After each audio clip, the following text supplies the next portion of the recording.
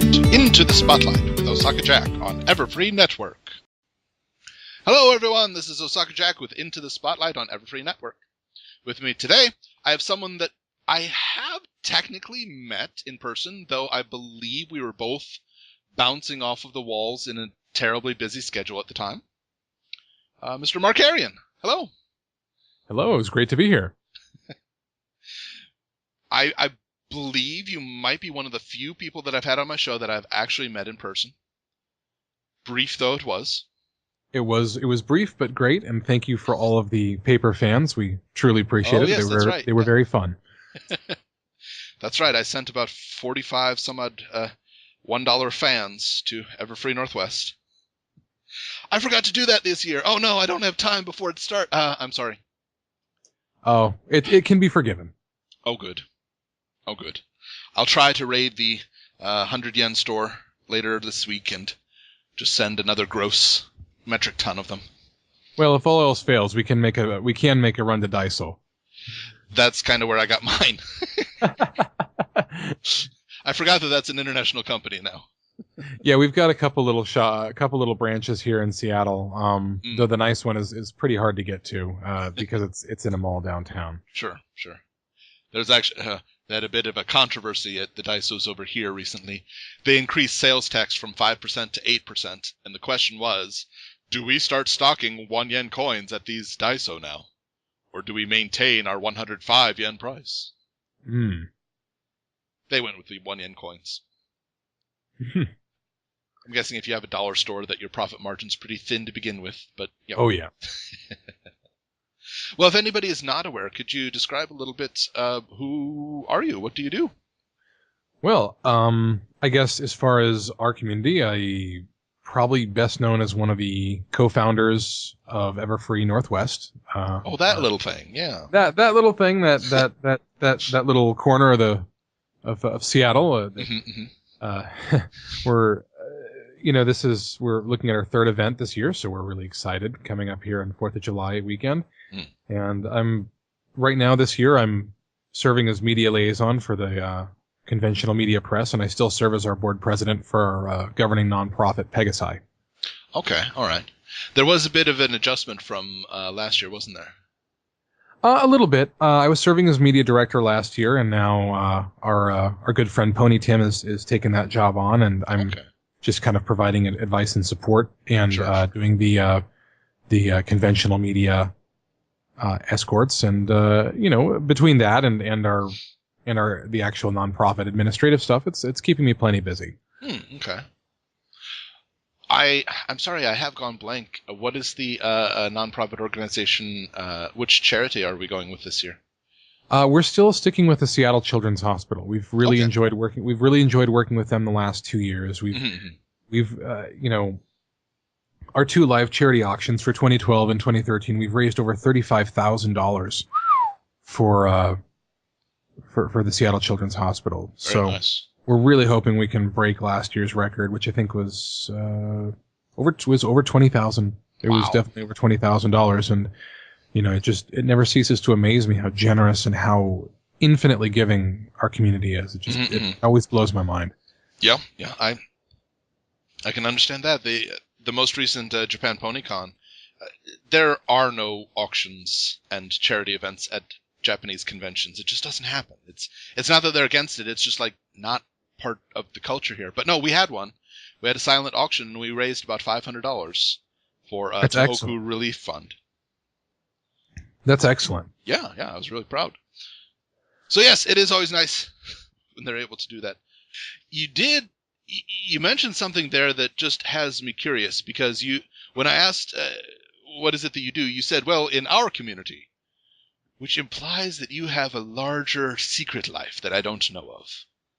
Well, I don't really have a secret life, so to speak. I am a musician, and that's another thing that I've been involved in both inside of and outside of the My Little Pony fan community. That's right. So, I've released a few tracks, that are pony themed, and when I'm not doing that, I'm, composing for independent film and doing my own original work. So And I suppose there's none of the non-pony or non-original stuff we can speak of yet, right?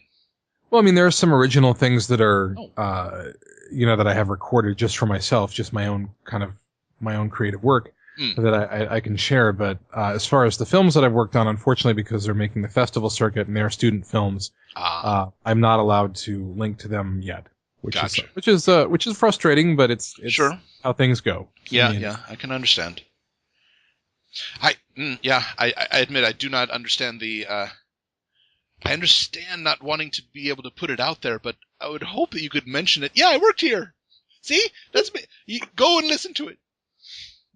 Well, soon enough, it'd be nice to show it off. Yeah. So we'll keep track. I did want to mention, though, one of more recent things on your YouTube was a Littlest Pet Shop cover. Oh, yeah. That was, so I guess technically not pony related, though it's... True. It's, so many of the same people are involved with creating that show that it's sometimes you can forget that there's a distinction, definitely. Yeah.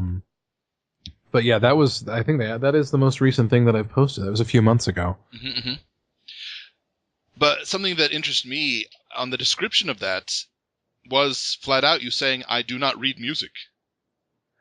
Oh, yeah, I actually have to put that disclaimer in every single one of my songs because really? Okay. I get requests for sheet music for, my covers and my original work because, the style of music that I play, I do a lot of contemporary classical and adult contemporary kind of piano work, that the kind of people who gravitate toward that style of music are people who are classically trained.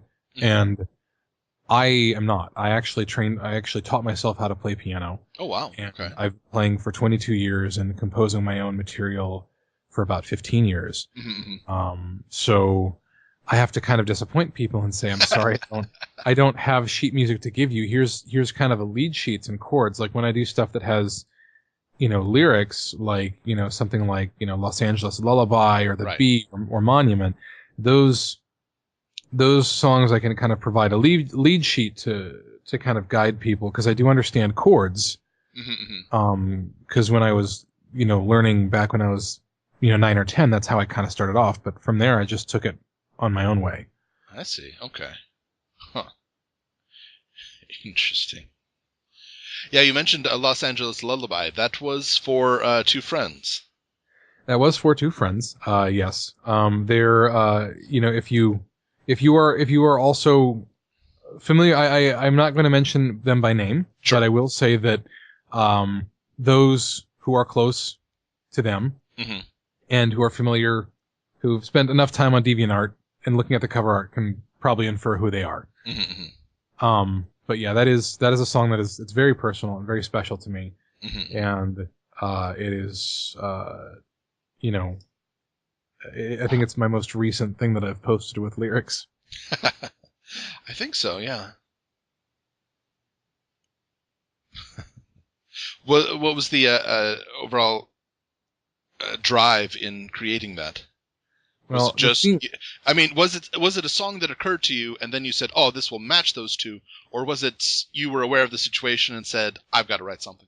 It was definitely the latter. I mean, there's just a lot of emotion in that kind of a situation, and I can relate to it so well because the theme of this song is being away from someone that you love so much. Sure. And the pain of separation, and my partner, Steady Binding, we had an online relationship for years before we were finally able to afford to be together. Sure. In real life and live together, and we've been living together for I think almost 10 years now. Wow, congratulations. And thank you. And but we had known each other for 7 years before that.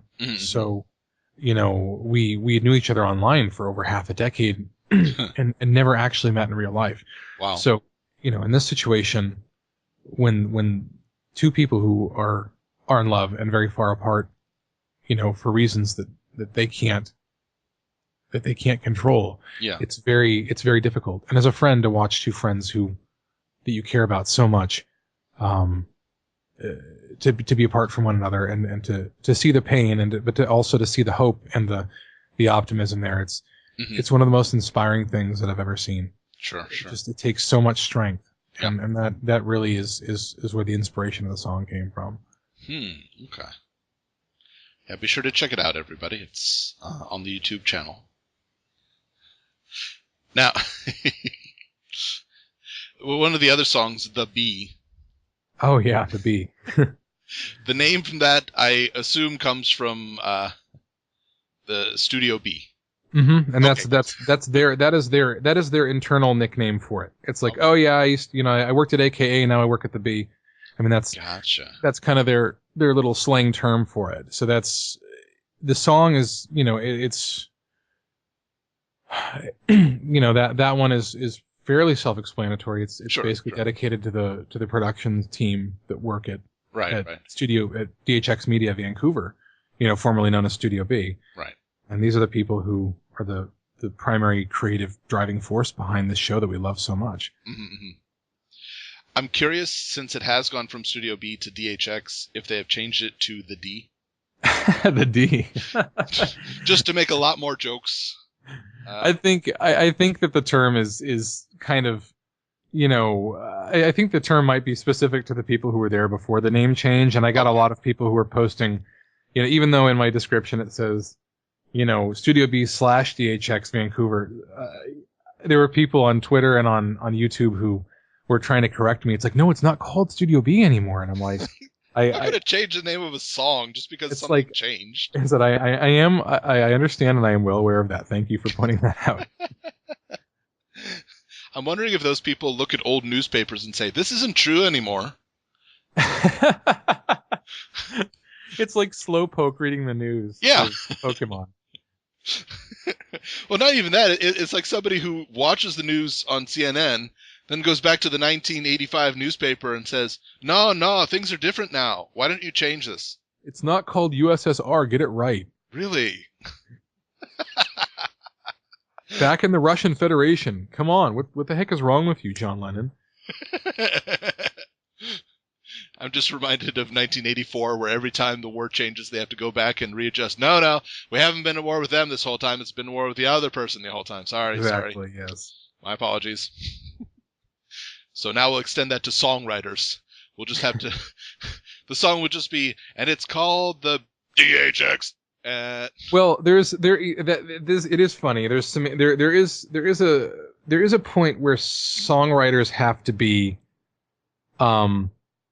Songwriters have to change things around a little bit just so it fits the music better. Mm-hmm. I mean, there is a lyric in there that I wrote where I said, first it's written, then it's boarded, then it's thumbnailed, then it's sorted. Mm-hmm. And that was pointed out to me by one of the storyboarders saying, actually, you've got the order, it's out of order. And I said, I know, but it sounded so much better this way, and it rhymes better. So, I know these procedures are a couple of weeks apart, but can we have it just for the song? Yeah.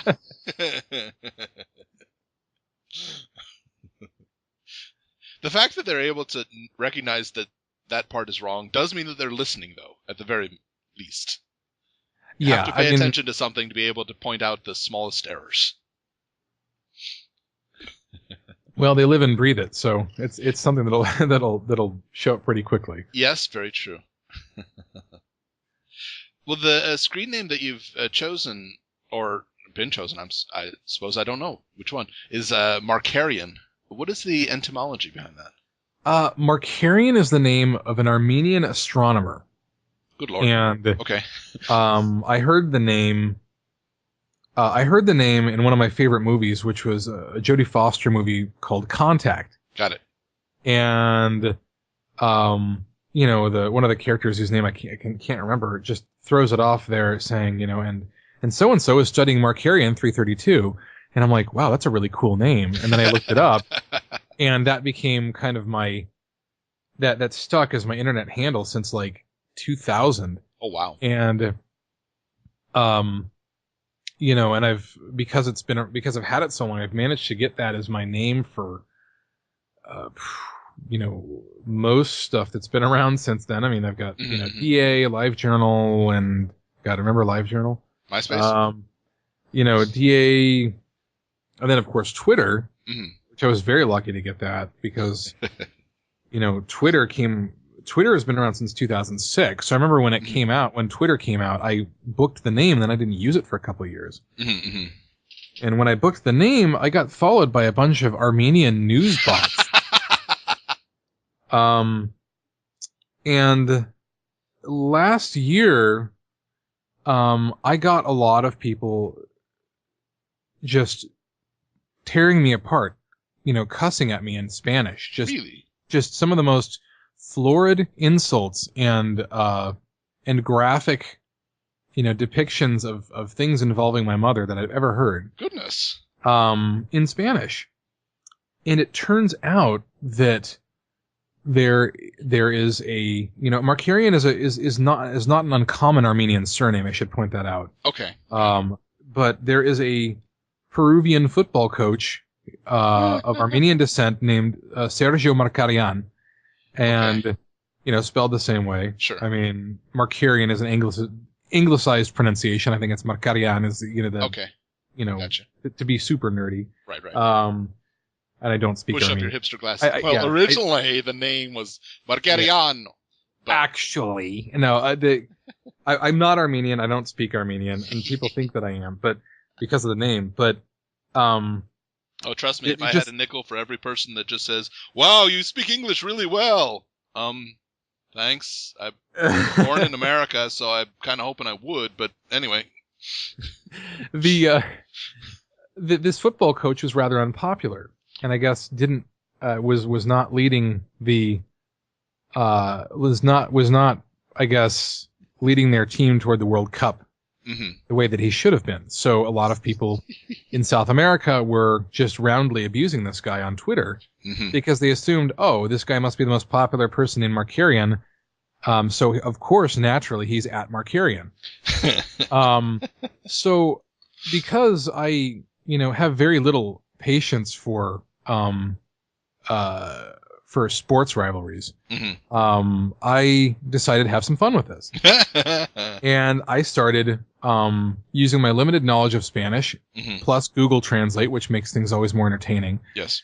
And start posting things like, if we want to drive our team to victory, we need to stop kicking the round ball and start kicking the oval one. Also, goal! Just hashtag goal every single time, because these people wouldn't stop cussing at me in Spanish, so I figured I might as well play along. Sure, why not? Let's have fun. Strangely enough, not a peep over the last couple of weeks. I'm very surprised. Huh, interesting. As of recording this is the middle of World Cup season.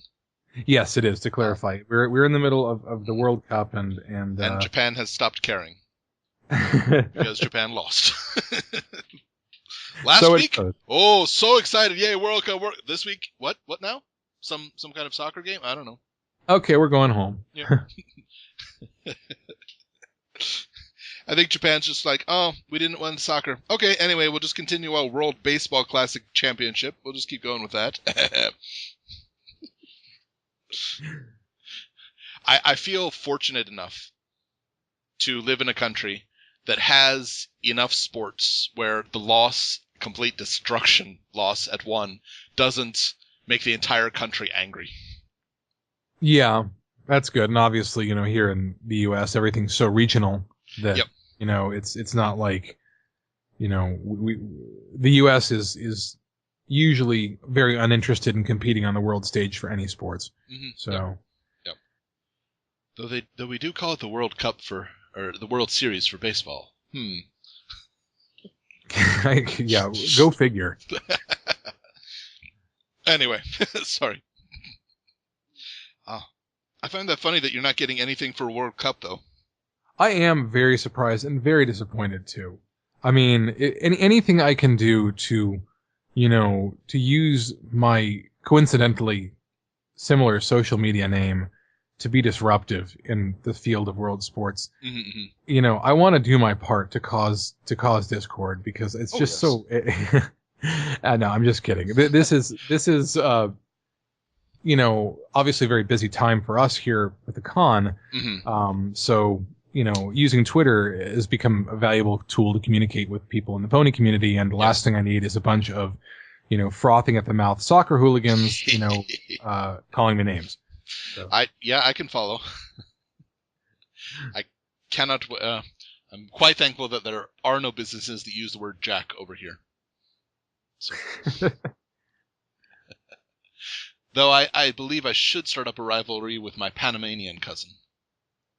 Oh, Panama Jack, yes. Thank you for getting the joke. I appreciate it so much.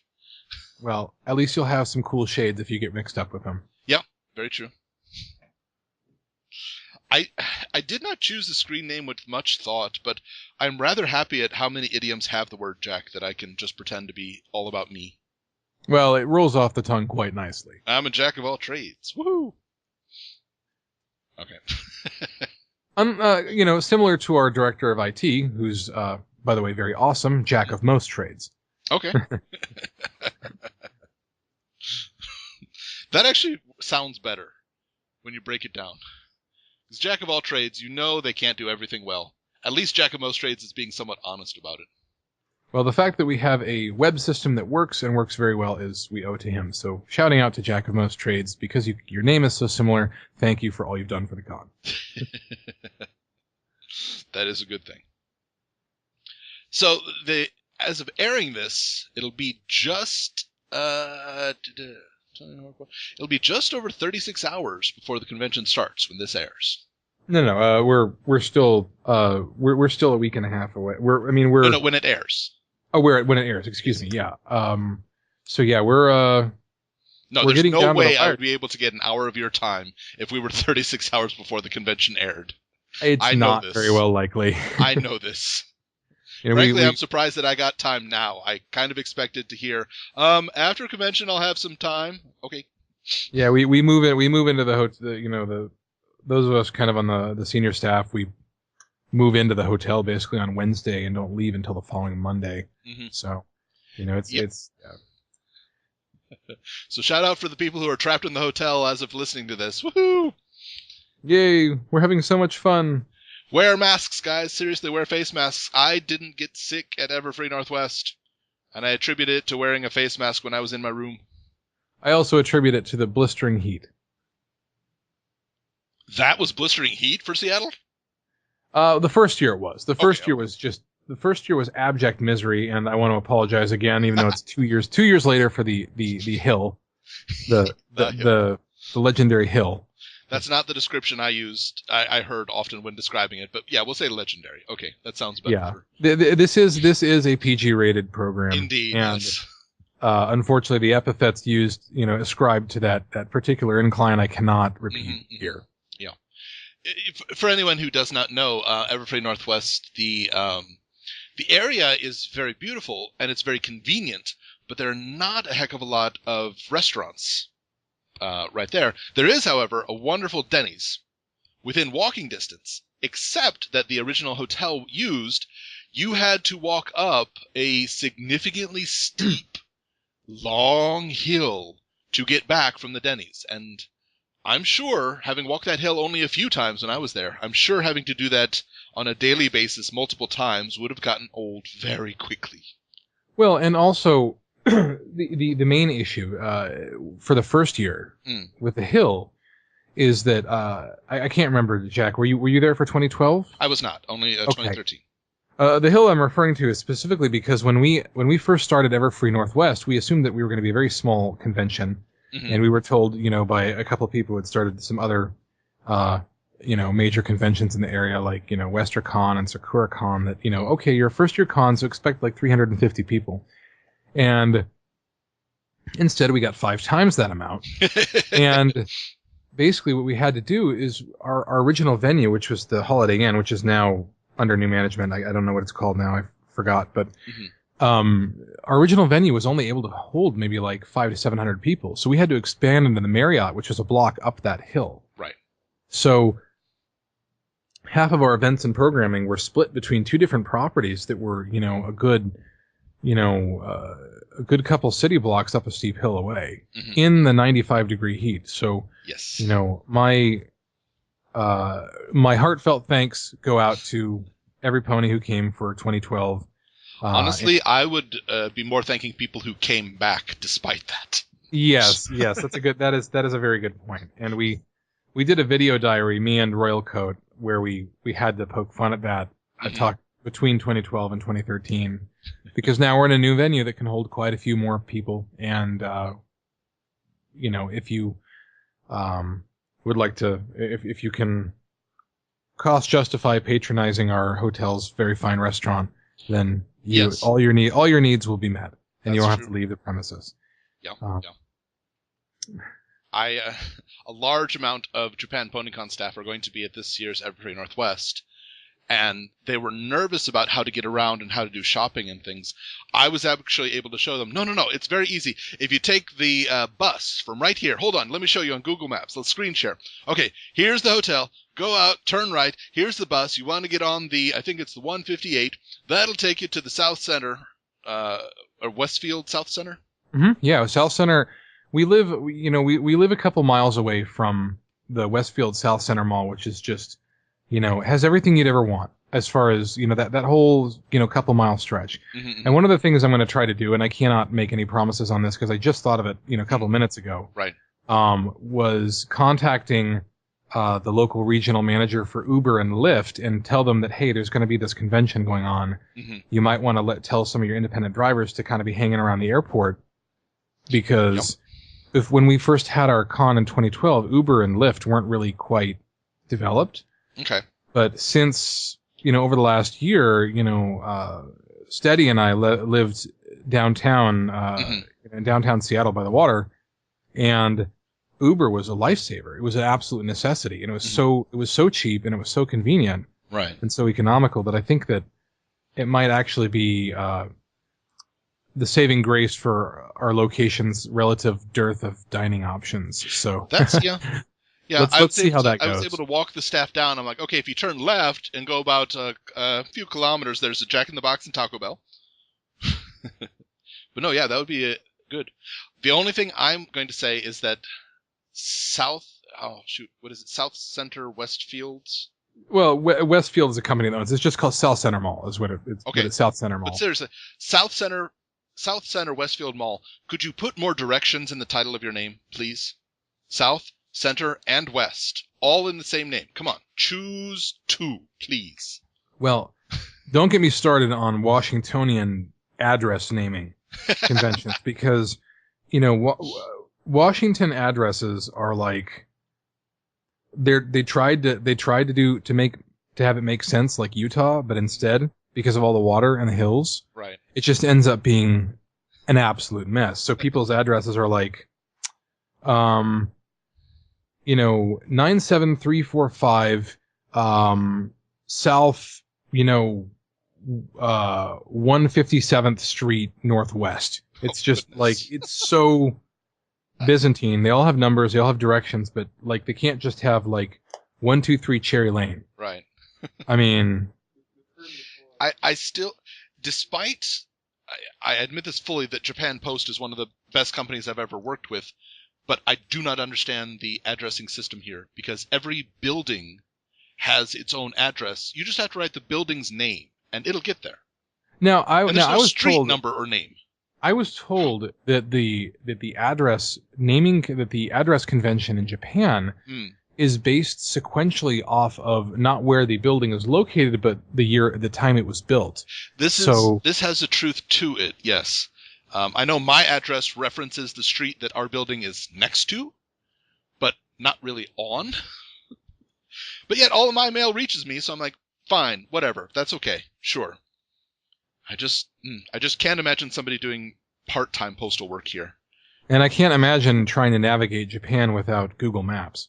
So it's gotten so much easier in the last few years, yeah. When I first moved here, it was kind of, it was very, very difficult. Well, Japan is definitely on me and Steady's list for world travel, and I'd be definitely love to look you up. You've mentioned that you haven't gone to a lot of PonyCons, and I'm just saying, Japan PonyCon. We've got 3 a year. Come on.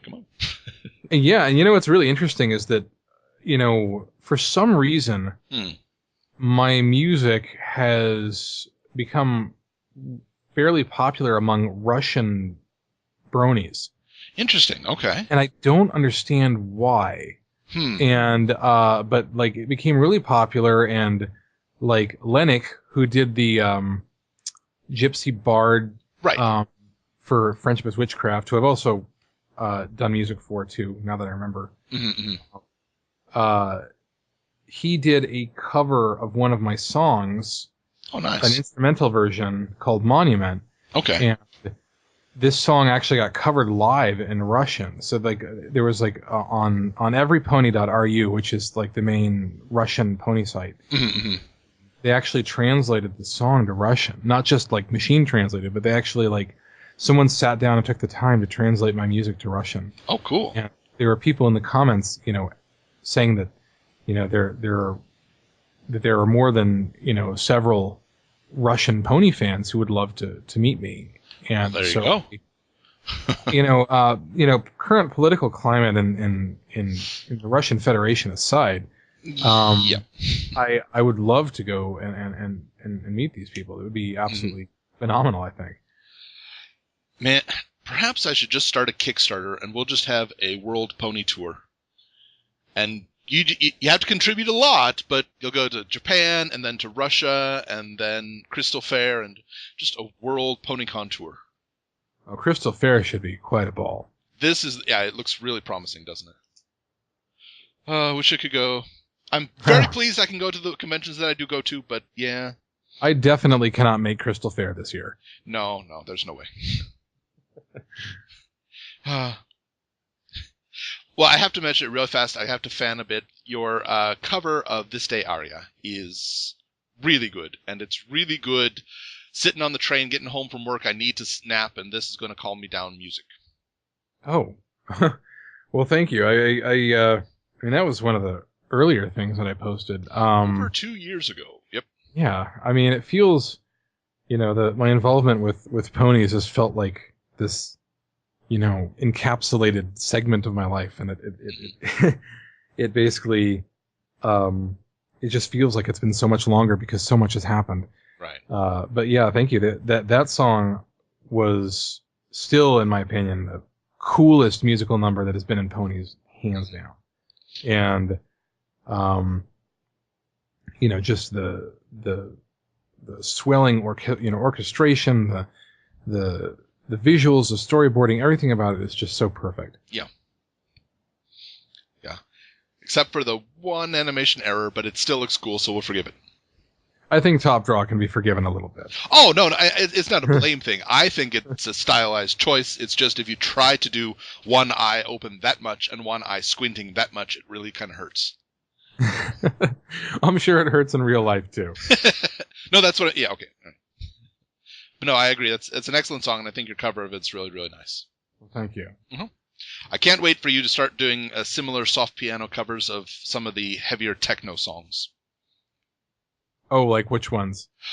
Oh, just like off the top of my head, if you would do a soft piano version of Discord. Oh, yeah, that I haven't tried that one. I've tried my hand plinking at the piano for Luna. Oh, okay. Also by Odyssey. Right. Which is an earlier one. Right. Still very popular, I think. It's complex because I always want to do, double octaves, the da da da da da da da, and that takes a lot of coordination. Sure. that I don't always have. It takes a good day for me to get that right. Right. I'm also wondering when we're going to have Everfree Northwest piano bar. You wheel a piano into even just like the little bar that they have at the lobby. You just wheel up with the piano. Play for a few hours, people drinking, have fun. Well, they have a piano on a truck, on a piano truck, which is the dolly that you can push it around easily because piano casters are tiny little things normally that you really aren't meant. Yeah, but they have one there, and I was at another convention where at the same location where I asked for that to be unlocked because normally it's got a fallboard lock that keeps it closed. Sure. And I asked for it to be unlocked, and so that I could play it. And then later, somebody stomped on the sustain pedal and broke it right off, just sheared the brass. And, I felt very bad about that, and the hotel was not too pleased. Sure. So since then, I've been leery about asking for that to be opened because, obviously, as president of the company, if there's any like serious damage and liability, they're gonna come knocking first. Right. To me, of course. That aside, there is, in our video diary that we did, there is a video of me playing that piano because we had the hotel to ourselves to shoot the feature. So it was just me and Railcoat, and we got free run of the entire hotel, and there was just not a soul there. It was really fun to shoot that. Oh, everybody who's going to Everfree Northwest, I'm going to give you a little hint real fast.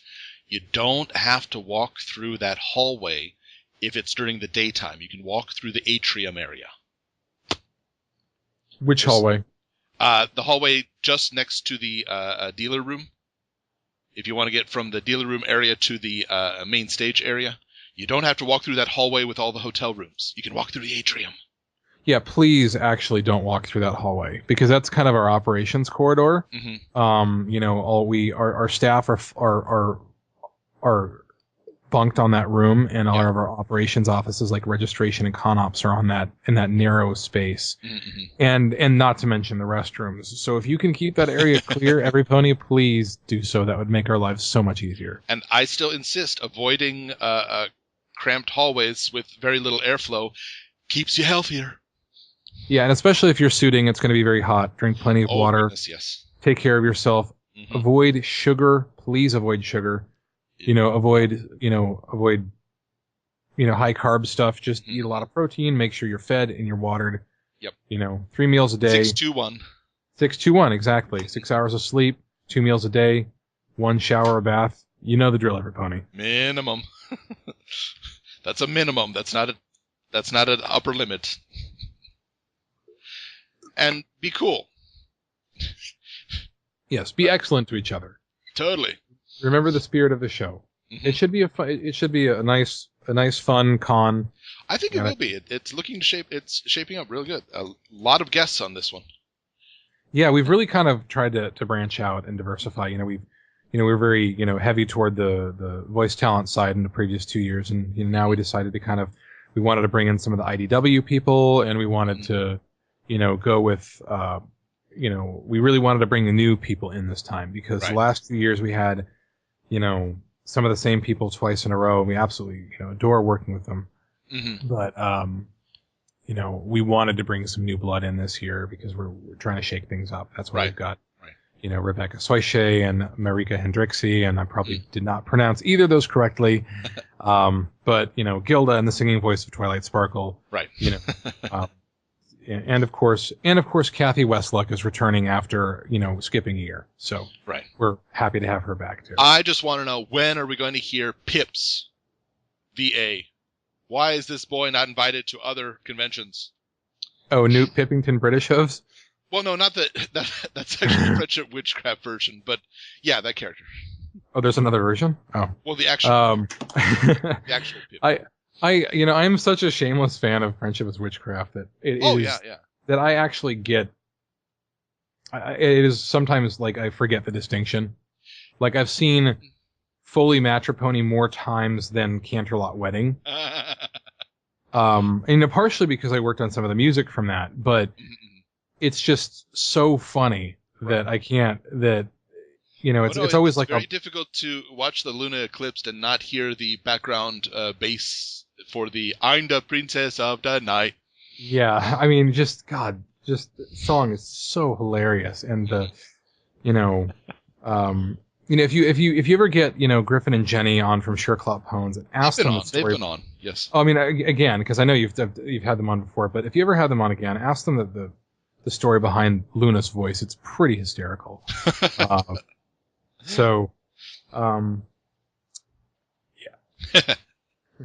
Well, a question that I ask in each of my interviews, in all of My Little Pony, what would you say is the one line or one scene that defines you most? Defines me. Yeah. Or speaks out to you most? The scene in the first episode, where in the second half of the first episode, in Return of Harmony, Elements of Harmony, right? Where, Twilight, the chips are down. Twilight thinks that she's absolutely just that all is lost, and you hear down the corridor, the Twilight. You hear Applejack's voice call out. Mm-hmm. And then there's the rack zoom in our face, and there's the spark in her eye, and then she explains what that means. Mm-hmm. I've never seen friendship described so intimately and so accurately before than one scene, because that's exactly how I feel when I see my friends. Yeah, and it's just that really spoke to me. Mm-hmm. I mean, there's a lot of things in the show obviously that really spoke to me, but that was just, that was one of that was definitely defining moment for you. Yeah, definitely. I can see that. That's a good one. And the more times you watch it, the more you can pick up on that, and the audio of just the short little inhale. Exactly. I mean, it's just that is just one of those moments that just shows how much care is put into that show, and how much thought. Yeah. And especially, that was basically Lauren was completely in control of that episode, and you can really see a lot of the heart that she put into that. Yeah, that's very true. Somebody pointed out to me the dichotomy between that episode and the season finale for season 4. Episode 2, we're not letting you go in that forest alone. Episode 4, I need some alone time. Okay. Well, I think that it does kind of show how the characters have evolved as friends and gotten to realize, who they are. I mean, I think that it speaks really highly of the main 6, or rather the main 5, who basically they didn't know Twilight well, but they knew that they wanted to protect her, and they wanted they wanted to be a support to her, and because they didn't know her well, they defaulted to being protective because. She didn't know about the Everfree Forest. Mm-hmm. Twilight presents herself at the beginning of the show with a kind of, exasperated naivete that evolves. I mean, you can see that the show is, she is the main character. The show follows her. She is, we're seeing these events mostly unfold from her perspective. Mm-hmm. And, in the beginning, they don't know who she is, but they do know that if they want to be her friend, and I think that's why they let her. They wouldn't let her go in there alone. Yeah. Plus, they were also really wanted to know what was going on with Princess Celestia not being there. So that's true. That's if there's one thing that I haven't been quite happy with in the show's development. I don't like how the Everfree Forest has become from a scary, terrible place where nobody should enter to, meh, we can visit it if we want to. Well, I think that part of removing that sort of mystique of the Everfree Forest was the introduction of Zecora. Yes, that's true. I think Zecora's character kind of embodied the unknown. Exactly. Yeah. The bridal, in Bridal Gossip, we kind of get that object lesson, that moral of, don't judge something by its looks. Mm-hmm. Yeah. I mean, and I think that she makes some sort of mention about the Everfree Forest being, not a scary place. That is her domain. And indeed in that episode where Trixie returns, I'm trying to remember what the name of it was. Magic Duel? Yes, Magic Duel. Thank you. When Trixie returns, the Everfree Forest serves as a kind of sanctuary. Yes, that's true. For Twilight. Mm-hmm. It's a refuge for her to go and to get the insight she needs to defeat Trixie. It's not, and except for opening of season 4, when even Zecora has to flee the Everfree Forest because it's gotten too dangerous for her, which shows you how bad it's gotten. Right. But that's really the only time in recent episodes where the Everfree Forest is shown as a dangerous place. Well, it always kind of... I can headcanon that, I'm sure, if I think about it, but... Well, I when I briefly tried my hoof at writing fanfic, I mean, Everfree Forest figures pretty heavily into it, but it's not really. It's scary to the ponies of Ponyville because it's unpredictable, not because it's inherently dangerous. Okay. But it's because it's not ordered, it's not predictable, it's not. It is not under Celestia's control. It's not under her wings. I see. So basically, it's not so much that the Everfree Forest is inherently dangerous. They just don't know what they're getting into. Right. Okay. And of course, Rainbow Dash, with her usual, panache, plays it up, and basically tries to make it seem like it's a lot more ominous than it really is. Right. So I mean, that's we chose the name Everfree because we kind of live in this Washington is always kind of associated with this alpine, sylvan, kind of, heavily wooded, environment. And, yeah, not a lot of trees around the hotel. I was not disappointed because I live in the middle of Osaka and I don't have a tree for 2 city blocks, but still, I was expecting, deep log cabin in the woods, and no, that's not. I'm joking. I'm just joking. And yeah, I mean, and being that close to the airport, you're not going to see as much foliage. Yes, very true. But I would recommend that if anyone, if any pony who comes to Everfree really wants to get kind of that Washington forest experience, and it is very beautiful here in the summer. There's a state park called Squawk Mountain, and I'm not making that up. That's a local American Indian name. Sure. And that's about, I'd say 35 minutes from the hotel. Oh, nice. It's a really easy drive. You go up to Renton, which is near where I live, and where they make the Boeing 737 that you probably flew in on. Made in Renton. You go up the hill and you can look it up. It's Squawk Mountain without a W. Okay. And it's a beautiful park. I've done some photography there, and I would just continuously make bad jokes. I would never refer to it as Squawk Mountain. I would always just say, "Yeah, have you been to Squawk Mountain?" Well, I'm sure the mosquitoes would punish you for that. Every time, yeah. That is the only caveat. So that would be actually interesting. Put out a little flyer or just info. Hey, want to see Seattle? While you're in the area, check out here. Well, I think that, as far as looking, at local attractions, the hotel does kind of have that covered. They've got the concierge there will, make sure that, any pony who's, wants to go see what there is to see in Seattle, it's very easy. And I cannot stress enough how easy it is and how fortunate we are to have a venue that's right next to the Link Light Rail, which provides an absolutely just direct line directly into downtown for just a couple of bucks. And you can see all the things that make Seattle. You can go see Pike Place Market. You can go see the Seattle Space Needle. You can visit the first Starbucks, though why would you want to? It's very crowded, and there, if you want a real taste of Seattle coffee, and those who know me fairly well will know that I'm something of a coffee snob. If you want real Seattle coffee, I highly suggest you check out Seattle Coffee Works, which is right next to Starbucks. Okay. The fact that there is a coffee shop that can exist right next to Starbucks and not be in financial trouble, that speaks very highly of the quality. Well, when it takes 30 minutes just to get into the first Starbucks because it's the first Starbucks. Right. Incidentally though, the first Starbucks is one of only 2 Starbucks in the world that has real espresso machines and not push button auto fast food machines. So the coffee there, you are going to get better coffee at the first Starbucks than you will anywhere else. But it'll also take a very, very, very long time for you to get your coffee. Which most people who go to Starbucks do not want to wait. That is true.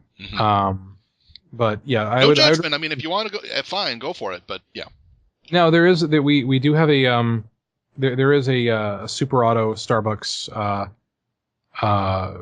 like the hotel's bar and grill Spencer's does serve Seattle Starbucks' coffee. Okay. Though it's kind of a limited menu, so if you need espresso and there is coffee on the premises, and there isn't really, as you said, Jack, there's really not really a lot of dining options around the hotel. But I can recommend, if anybody is going, I did this and I didn't regret it one bit. First day you go to that 7-Eleven right there and buy a case of bottled water. It's not expensive, and then you have a bottle of water every day or anytime you go back to the hotel room. It's really convenient. Well, and all you really need to do is buy a couple, because we have, we have water stations and dispensers set up all throughout the hall, throughout the dealer's den. This is true. Throughout the vendor's hall, we've got all sorts of different. We want to make sure that our attendees are hydrated, and if you bring a water bottle and if you have a renewable, one that's eco-friendly, that's made out of glass or plastic and not disposable, we would recommend that. Yep. You can fill those up at the water stations, and we have drinking fountains. So, it's more just being mindful of keeping hydrated than needing to find water nearby. However, if you are on a budget, I would recommend finding someone who has a car and carpooling down to a wonderful store that we have in a town called Kent called Winco that I'm a very big fan of, and they are literally the cheapest grocery store I've ever seen. They are cheaper than Walmart. They are cheaper than Costco. And they have a bulk food section that includes chocolate-covered gummy bears. If that gives you any indication. Okay. $8 a pound. When I was at Everfree Northwest last year, I took the bus to Walmart, and I rather enjoyed this. Everybody said that the shops at the Southwest Center, North, South, East, West Field Center had run out of pony goods, but I tell you what, the Walmart had not. I was able to. I am assuming you mean the Walmart on Rainier in Renton. Yes. That is the worst Walmart I've ever seen. It wasn't fabulous, but it had enough for me. It gets the job done in a pinch. Yes. But I'm very, having seen several of that chain's fine establishments, I have to say that one really takes the cake as being the lower end of the spectrum. It was accessible by bus, which was very important for me. And it's very easy to get there by bus. Yep, please avail yourselves of our public transit system. It's not the best. I can recommend it. They've got. I did not take the light rail, but it looked very simple and easily done, and the bus system was quite easy and friendly people. Yes, we Washingtonians are friendlier than some, and the Link Light Rail, I should mention, has no branches. There's only one route. Okay. So if you sit on that train all day, it'll just go back and forth and back and forth. So you can't really get lost very easily. If you miss your stop, just wait. Just wait. Seriously, yeah.